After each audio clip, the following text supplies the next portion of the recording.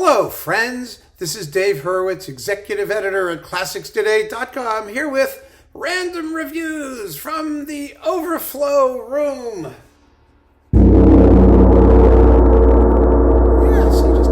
The thing that's wonderful about Tams is that, they look very, very big and clunky, right?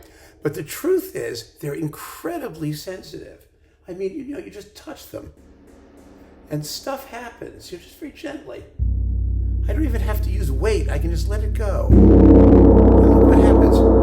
They're really marvels of construction that have existed for thousands of years, and I just find them enormously fascinating, as you can see. I mean, Anyway, I really have to unpack my Tam collection. I've got them sitting all over the place, like 30 of them, but at some point we'll get to that.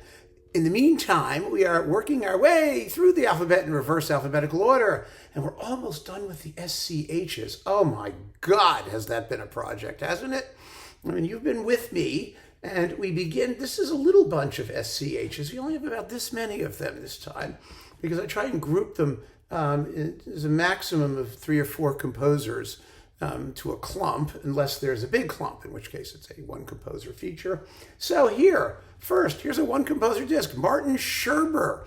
Actually, there's more Martin Scherber upstairs, which I have to get to because his other symphonies, there are 3 symphonies that he wrote. And he was kind of an interesting character. He lived from 1907 to 1974. And he was one of those sort of post-Brucknerian, more Brucknerish than Bruckner himself types. His whole aesthetic was kind of based on that of Bruckner, and his music sort of kind of sometimes sounds like Bruckner. And he wrote his 3rd symphony in 1952 to 1955, very slowly, very seriously, very spiritually.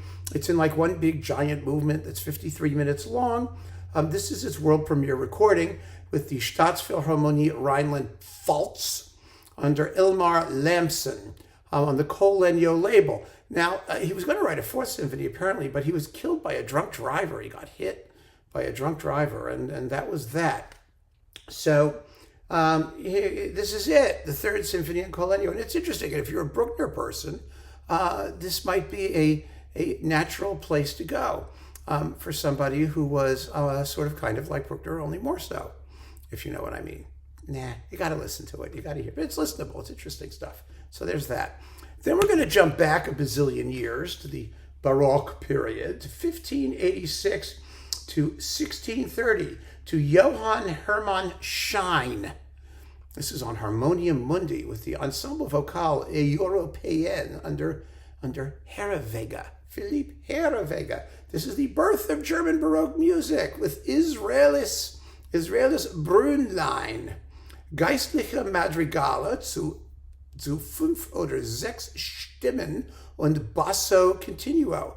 The Fountains of Israel, sacred madrigals for 5 or 6 voices and continuo. Lovely, lovely, lovely, lovely music. Let's see what it says here. So you get a sense of what this is all about, because Schein is worth hearing. This is an 80-minute disc of stuff. Most people don't know this aspect of Herreweghe, and it's really worth listening to. Schein was one of the most illustrious of Bach's predecessors at St. Thomas in Leipzig. Yes, that place. His work, eclipsed for a long time by the historic stature of his contemporary Heinrich Schütz, is today acknowledged to be one of the jewels in the Protestant sacred repertory. Composed in the manner of an Italian madrigal, the famous Fountains of Israel, famous, like when was the last time you thought of it? Okay, it's all relative, right?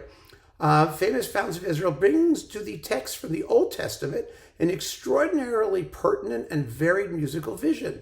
This manner of placing an entire panoply of means derived directly from Italy at the service of religious music in German here achieves an astounding appropriateness.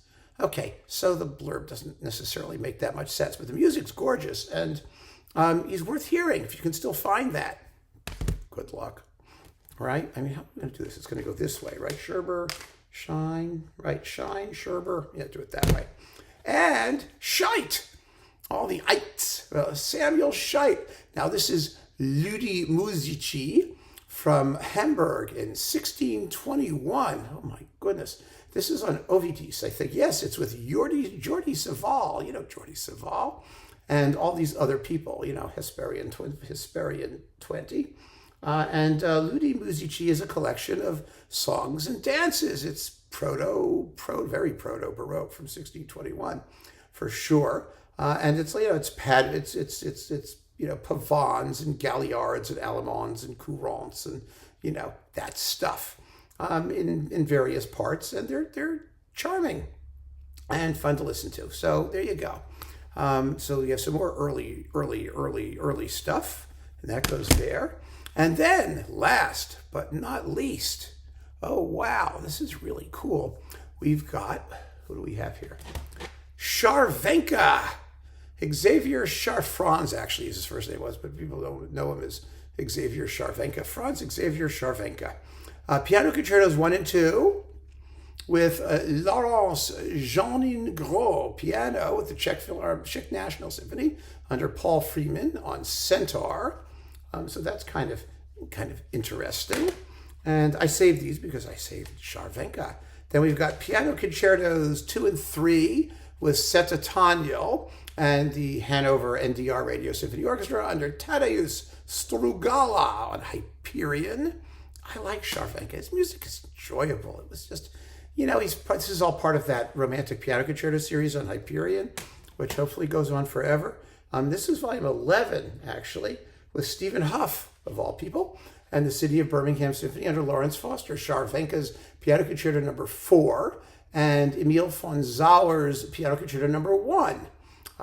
Well worth hearing, all of this stuff. It's just good, solid, juicy romantic music. Scharwenka lived from 1850 to 1924, so he's a late romantic guy. Earl Wilde was a big proponent of Scharwenka's music, you may recall, but that was kept in the Earl Wilde pile, and I have some of that upstairs too with the other Scharwenkas. So there you have it. I mean, an interesting and rather brief but tidy selection of music by 4 composers: Scherber, Scheidt, Schein, Scheidt, and Scharwenka. And with that, we are done with the SCHs. Yay! God, that stuff is so hard to alphabetize. And well, when the first 3 letters are all the same, what comes after is just a pain. You know what I mean? Anyway, keep on listening, friends. Thanks so much for joining me. Take care.